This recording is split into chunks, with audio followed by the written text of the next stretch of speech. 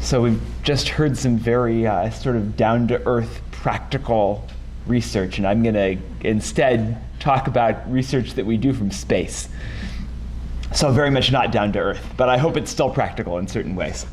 So I want to tell you about NASA's new surface water and ocean topography satellite. And I call it a new eye in the sky for Earth's water. So I was lucky enough back when I was a graduate student in 2004 to get invited to go to one of the very first meetings about what would eventually become this satellite. And then it took 18 years for it actually to become a reality. And December 16th, 2022 was one of the most exciting days of my life. I got to be out, or really one of the most exciting nights of my life, because it was at 3:46 a.m. I got to be out in California and watch this satellite go up into space. And as soon as it happened, it was this incredibly exciting moment to watch it go up and to hear that everything was going well. And then immediately, what happened is my brain went, okay, how's the data going to look, right? Because I wanted to start thinking about what can we do to better understand Earth's water. So what is it that we actually want to understand with SWOT? And fundamentally, what SWOT does that's really exciting is it's hopefully, there you go. It's basically designed to measure water levels. And those water levels are in rivers, those water levels are in lakes, those water levels are in oceans. And I'm going to show you some of the first results for all of these. But why do we care about this? I like to say that water, if we as humans are Superman, water is both the sun, the source of our superpowers, and kryptonite, right? Our greatest threat. And so, obviously, flood hazards among the most, we just heard a whole bunch about mortality associated with storms, a lot of that having to do with flooding. So, it's this incredibly important hazard.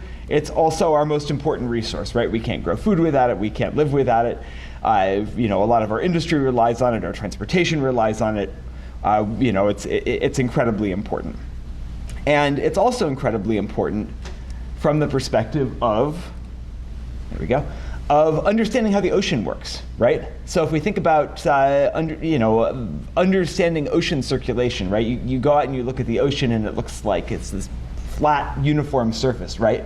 But in fact, it's not flat or uniform. And everywhere that we have currents, those currents have topographic signatures to them. And so if we want to understand global ocean circulation, we want to be able to see those variations in elevation. So let me tell you a little bit more about this satellite. So the SWOT satellite, it uses radar technology, right, to essentially image the Earth. And you can see this sort of artistic rendition over here. This artistic rendition over here. So we've got the satellite up here. We've got these two radar antennas over here, right? And essentially what SWOT does is it sends out a pulse of radar energy that comes down, illuminates one of these two swaths, switches back and forth between them, and then it measures two things. It measures how much of that energy comes back to the satellite, and it measures how long it takes for that energy to come back to the satellite. And by measuring those two things, it can tell us where the water is and how high the water surface is. So SWOT, on average, globally, it provides an observation everywhere about every 10 days. It's covering everywhere between about 78 north and 78 south, which is pretty much all humans, unless you're a scientist in Antarctica. We can talk a little bit about data latency, but basically, if you want to use this data for real-time practical applications, we can't wait 2 weeks after the data has been collected to get it. And our goal, which I think we're meeting at this point, is to have the data in less than 3 years. It's supposed to last for 3.5 years, and we're about a little bit more than a year into that, but NASA has a long history of under-promising and over-delivering on this, so I think that we're all hoping it'll last for longer. And crucially, I say this is a NASA satellite, but really it's a partnership between NASA and France in particular, but also with some contributions from Canada and the UK. And it's a big mission, right? This is a flagship mission. The total cost across those 4 countries is about $1.2 billion. So I've told you about SWOT. Now let me show you what SWAT can do. And we're going to start with the ocean. So one of the first sets of images that ever came out from SWAT, or first sets of data, was what you see on the left here. And so our best imaging of the topography of the ocean is from before SWAT, is what you can see over here. So this is just off the coast of North Carolina. And you can see there's this sort of, higher areas in red and lower areas in blue. And we can kind of see what's going on, right? But it's pretty pixelated. This is what SWAT shows us, right?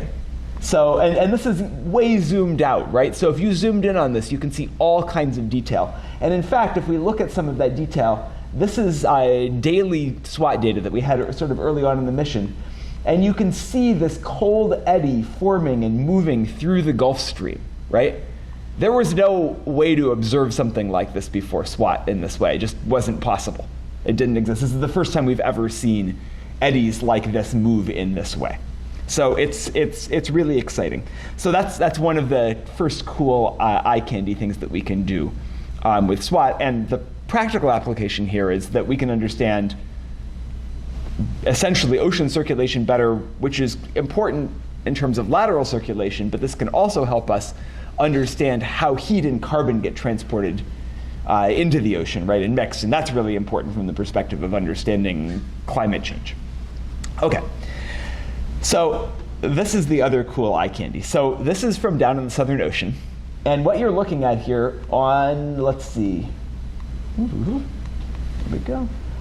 On the right here is just what we call a backscatter image. So this is basically how much energy is coming back. And you see all these little bits in here. Those are all remains of an iceberg that has just collapsed. And what we're seeing here is essentially the equivalent of ripples in a pond, right? Except for in this case, the wavelength of those ripples is several kilometers long. And we're seeing these waves propagate out from this iceberg. And you can see sort of a couple of other similar images up here where you can see these wave trains. And this is just one example of the kinds of features in the ocean that we can see with SWAT that we could never, ever see before. So the oceanographers, of which I am not one, I'm a freshwater scientist, are really, really excited about SWAT. So what about freshwater? So I want to show you an example of what we can see with SWAT. And I'm originally from Alaska, so I picked a place in Alaska to show you first here. So what we're looking at here is an area in the Yukon-Kuskokwim Delta. So this is right near the terminus of the Yukon River in the Bering Sea. And what we're looking at here, this line represents the Yukon River. And if you look at it, right, it's a different color up here than it is down here, right? And that means that what we're seeing is the slope of the Yukon River, right? And we can also, over time, we can see it go up and down, right? So we can track water levels in rivers. You can see the slope of this tributary really well here too. And then if we look outside of the river, right, all of these little dots and shapes out in here, each one of those is a lake, right? And I can tell you how many of these lakes we could make water level measurements for before SWAT. And the answer is 0. None of the lakes in this image were ever gauged before SWAT.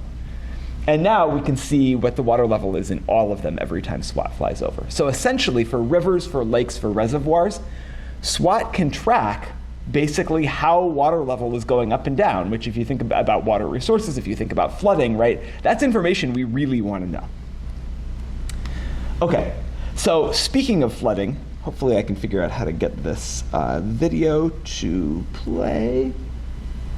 There we go. So, how many of you remember the Kakhovka Dam disaster that happened in Ukraine back in last June, when basically someone, maybe Russia, maybe someone else, blew up, or the dam failed somehow and there was this big flood downstream, right? So it just turned out that SWAT observed that area every day before and after that event. And so we can actually see that flood wave propagating down the Dnieper River here. And assuming this works okay, whoops, let's see here. I'm wondering if this video actually translated appropriately over to but this. what we can do is pull up your, Okay.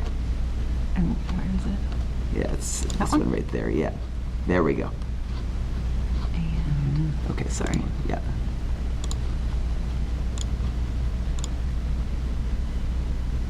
Let's see here. It's not It's not, displaying is it? up here. okay, Let's see if we can. sorry. No problem. Oh, I'm not sure if I can get it in a timely fashion.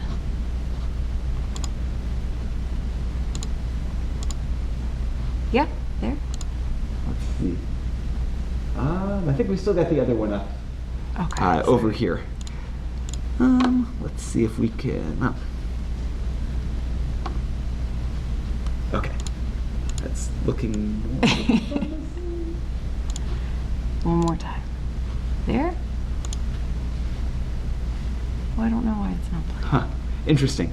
Well, Okay. imagine, I guess, if you will, that we can see a flood wave moving down this river, right? And this isn't a little flood wave. This is a flood wave that's about 10 meters tall, right? And we don't really have very many observations of what a flood wave looks like in a 10-meter tall flood wave looks like in 3D moving down a river. And so one of the things I'm already working on is with some colleagues at Georgia Tech who have a model that they've developed for simulating like massive catastrophic floods, dam breaks, glacial outburst floods, ancient floods on Mars, things like that, right? And they've built this model and they're like, we think it works, but how do we test it?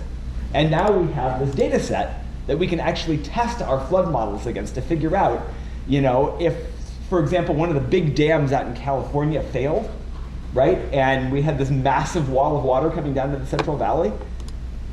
Do we actually trust the models that we have out there to give us the answer in terms of what would flood and how high the flooding would be? So come find me if you want to see that animation after this. So I've shown you a couple of examples here, but let's zoom out because SWAT is a global mission. These are all of the rivers that we're planning on observing with SWAT. We've got about 213,000 approximately 10-kilometer river reaches that will be imaged, about every 10 days. And so on every one of those, we'll be able to know how water level is changing, how the area of the river is changing, what's happening with flooding or with droughts. And if you think 213,000 is big, these are all the lakes we're going to observe, and you can't even see all of them, especially in Canada, right? Because there's about 6 million lakes worldwide that we expect SWAT to be able to give us water level observations on. And a lot of those are natural lakes, but a big chunk of them are reservoirs, right? So we should be able to track our water resources in reservoirs in ways that we've never been able to do before. And that's really exciting. So my take-home message is we've been working on SWAT for a long time. It's finally here. The preliminary results look really cool and interesting, but we've got a long ways to go to fully understand SWAT's capabilities. We've got really cool global science in the pipeline, including here at UNC. We've got a ton of people working on SWAT in my lab and also in some other labs as well. And if you want to download SWAT data, it's publicly available for free to anyone in the world.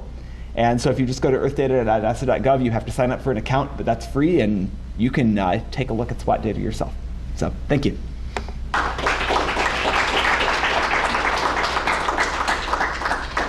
Thanks. Do we have a question for Tamlin?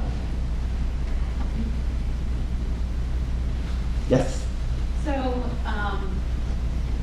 with the data that you gathered from the Dnipro River Yep. flooding, how can you translate that to one of our, U.S. rivers flooding? If a dam broke somewhere, what do you know what you would expect to see? So what I would say is, first of all, I hope that we'd have to get a little bit lucky, but I hope we would be able to see that with SWAT itself.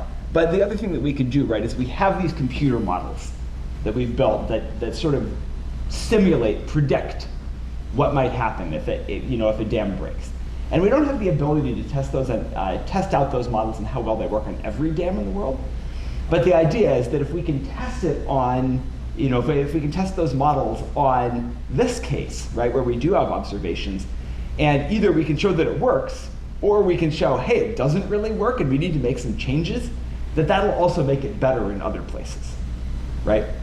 And so that's essentially what we're working on now. And I don't have results to show yet, but I can tell you that between those two, it works and it doesn't work.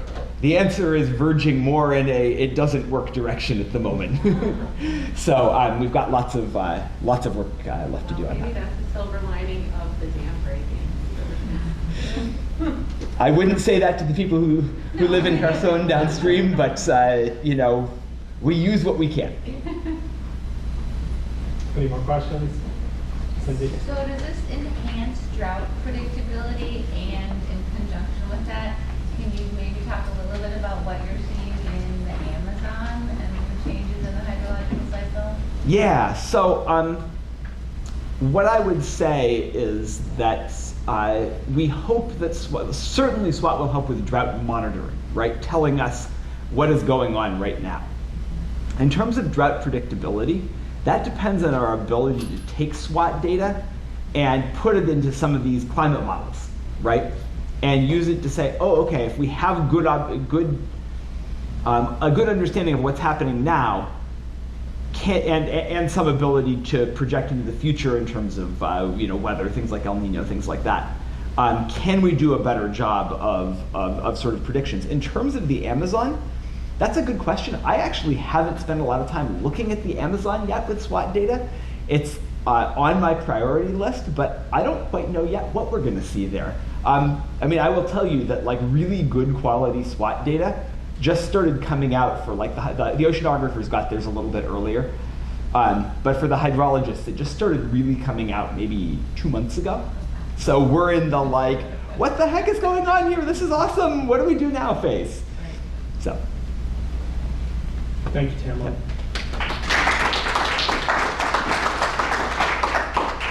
All right, next up we have